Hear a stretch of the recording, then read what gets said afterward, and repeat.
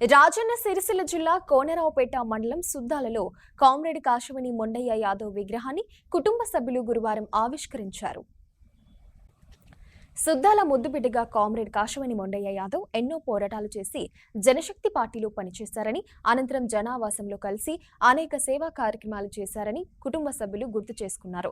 Corona సమయంలో వీరమరణం పొందారని ఆవేదన వ్యక్తం చేశారు. కామ్రేడ్ కాశమణి మొండయ్య యాదవ్ విగ్రహాన్ని కుటుంబ సభ్యులు గురువారం ఆవిష్కరించారు. ఈ సందర్భంగా ఆయన చేసిన సేవలను గుర్తు చేసుకున్నారు. ఈ కార్యక్రమంలో భార్య లక్ష్మి, కూతుళ్లు రమ్య, పావని, చందన, ఉమ్మడి కరీంనగర్ మాజీ జెడ్పీ చైర్మన్ తులా ఉమా, పలువురు ప్రజాప్రతినిధులు, నాయకులు, మిత్రులు, శ్రేయోభిలాషులు పాల్గొన్నారు.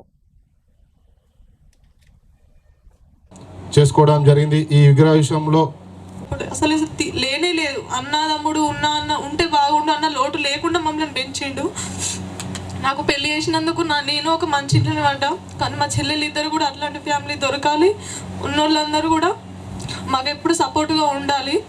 మేము కూడా అందరికీ మా బాబు లేకుండా కూడా ఉన్నట్టు మేము కూడా వేస్తున్నాం, కానీ మొత్తం మంది అట్లా అనుకుంటలేరు. వీళ్ళు ఎందుకు ఇట్లా వేస్తులాగా చూసుకుండు. అప్పుడు కూడా కోపల్లాడు, తిట్టలేడు. నీకెందుకు బిడ్డ, ఏదున్నా నేను చేస్తాను అన్నాడు. కానీ అనుకోకుండా ఆఖరి రోజు కూడా మా డాడీ ముఖం చూసుకోలేము. మేము రాత్రి 12 గంటలకు మా డాడీని కలిసి నేనే ఎగ్గబెట్టినా. తలుచుకుంటే అసలు ఎందుకు బ్రతకాలో కూడా అర్థమవుతలేదు.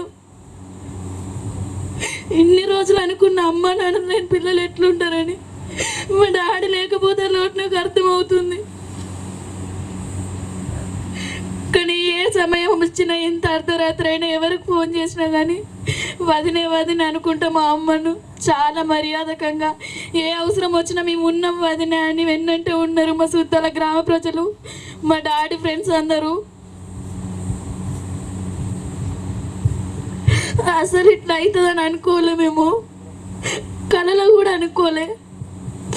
సడన్గా మేము రేపు డాడీని చూడడానికి పోతామనేసరికి ఫోన్ చేసింది మమ్మీ డాడీకి లేరని. తట్టు కూడా మా వల్ల అయితే లేదు.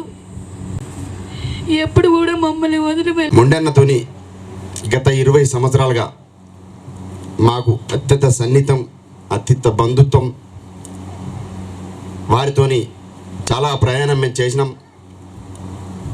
కాబట్టి మిత్రుడు అకాల మరణంతో, ఏదైతే కరోనా మహమ్మారితోని అకాల మరణం చెందడం అనేది చాలా బాధాకరం, చాలా బాధాకరం. అప్పుడు రాలేకపోయినాం, ఎందుకంటే దేశాలు అణిగిపోయినాయి.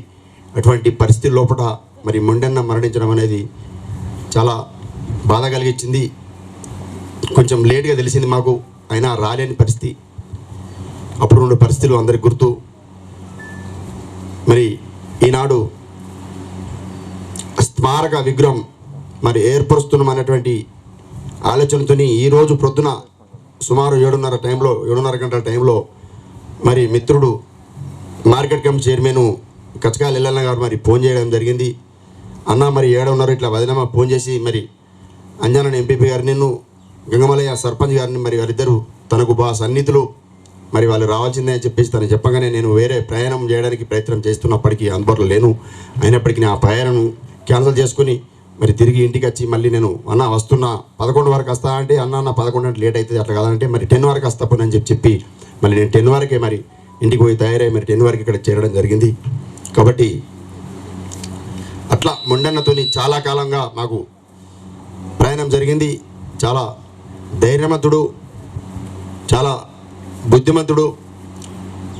తన త్యాగం, తన యొక్క స్ఫూర్తి, విప్లవ స్ఫూర్తి ఆనాడున్నటువంటి పరిస్థితులలో ఈ ప్రాంతం కొంత మారుమూల ప్రాంతంగా, వెనుకబడిన ప్రాంతంగా, కొంత మెట్ట ప్రాంతంగా, అప్పుడున్నటువంటి పరిస్థితులు, పెత్తందర విధానాలు, అక్కడ ఉన్నటువంటి పెద్దరికాలు, అప్పుడున్న దోపిడీ దౌర్జన్యాలు, వాటన్నిటికీ వ్యతిరేకంగా వారు విప్లవ బాట అయితే ఎప్పుడైతే పట్టినరో, వారు విప్లవ బాట పట్టి ఈ ప్రాంతంలో మంచి సుపరిచితుడుగా కామ్రేడ్ మొండన్న అంటే మరి ఈ ప్రాంతంలో తెలనోళ్ళు ఉండరు. చిన్న పెద్ద తేడా లేకుండా మరి అందరికీ వెనక ముందు వార చూస్తూ మరి బలైన వర్గాలకు కానీ, మరి కార్మిక కర్షకులకు కానీ, మరి అనగారిన వర్గాలకు కానీ, అన్ని వర్గాలకు కానీ మరి న్యాయం చేసే విధంగా మొండన్న మరి ఆనాడు ఉన్న పరిస్థితుల్లో తన సేవలు అందించిండు. అటు చివరిదాకా తనను మరణించేదాకా కూడా తన విప్లవకారుడే. వాస్తవంగా అంతర్గతంగా విప్లవ పార్టీ ఆ సమయంలో లేనప్పటికీ అంతర్గతంగా తన భావాలు ఎప్పుడు కూడా వెనకకు పోలే, తన యొక్క ఆశయాలు చచ్చిపోలే. ఇప్పటి కూడా తన ఆశయం మరి ఆనాటి ఎరుపు రంగులనే తన ఆశయం ఉంది. తన మరణించి స్వర్గాన ఉన్నప్పటికీ కూడా తన యొక్క ఒక ఏదైతే ఉందో తన ఆశయం మరి ఎప్పుడు కూడా చచ్చిపోదు. అందుకనే మనం కామ్రేడ్ అని చెప్పేసి ఇప్పటిదాకా జోహార్లు చెప్పడం జరిగింది వీరందరూ కూడా. కాబట్టి అలాంటి యొక్క కీర్తిశేషులు అలా మేడే రోజు మేడే సందర్భంగా శుభాకాంక్షలు తెలియజేస్తూ, కార్మిక దినోత్సవం రోజు ఆనాడు ఎన్నో ఒడిదుడుకులను ఎదుర్కొని జనశక్తికి పార్టీకి అండగా ఉంటూ నిరుపేద కుటుంబంలో జన్మించి తను అంచెలంచెలుగా అందరితోని సంబంధాలు పెంచుకుంటూ జనశక్తికి సంబంధంగా పెరుగుతూ వాటికి అనుగుణంగా వెళ్తూ పార్టీలో పనిచేసినటువంటి నాయకుడు మన మొండయ్య గారు. నిజంగా ఉప్పుల శంకరు చెప్పినట్టు వాళ్ళ ఇంటి పక్క ఇల్లుంటే తర్వాత మా ఇంటి పక్కకు మారిండు. మా కుటుంబ సభ్యుడిగా, మా కుటుంబంలో ఒక మెంబర్గా, కాశవేణి దేవయ్య గారు మా నాన్నకు తమ్ముడిగా, వాళ్ళ కుటుంబం మాకు అత్యంత సన్నిహితంగా మెలుగుతున్నటువంటి కుటుంబం ఇప్పటి వరకు అదే విధంగా కొనసాగుతూ మాతో అన్యోన్యంగా నన్ను అన్నగా పిలుస్తూ తమ్ముడిగా, మా తమ్ముడి తర్వాత తమ్ముడిగా మెలిగినటువంటి వాడు నిజంగా లేకపోవడం బాధాకరణం. వారికి ఘనంగా నివాళులు అర్పిస్తూ ఈరోజు రేర్గా మనం ఎక్కడ అరుదుగా చూస్తూ ఉంటాం. ఏ భార్య కూడా అంటే ప్రేమ లేదంటూ కాదు, భార్యలు ఇంత అత్యంత కష్టకాలంలో ఉన్నా కూడా పిల్లలకు అత్యంత ప్రేమ ఉండి ఇలా విగ్రహాన్ని ఆవిష్కరించుకోవడం నిజంగా వాళ్ళకు ధన్యవాదాలు తెలియాల్సిన అవసరం ఉంది. ఎంత కష్టమైనా మాకు తండ్రి లేడనే బాధను వాళ్ళు దిగమింగుకుంటూ ఇలా విగ్రహాన్ని పెట్టుకొని ఆ విగ్రహ రూపేణ మా తండ్రిని చూసుకుందామనే మాట వాళ్ళు నిలుపుకున్నారంటే నిజంగా వాళ్ళను అభినందించక తప్పదు. ఈ విగ్రహావిష్కరణలో నిజంగా వీళ్ళంతా ఇంతమంది రావడం చాలా ఆనందంగా ఉంది. మరియు మీకు ఇప్పుడే ఎమోషనల్ అయ్యి నాకు కూడా కండ్లకు నీళ్లు రావడం. అందరికీ శుభాకాంక్షలు.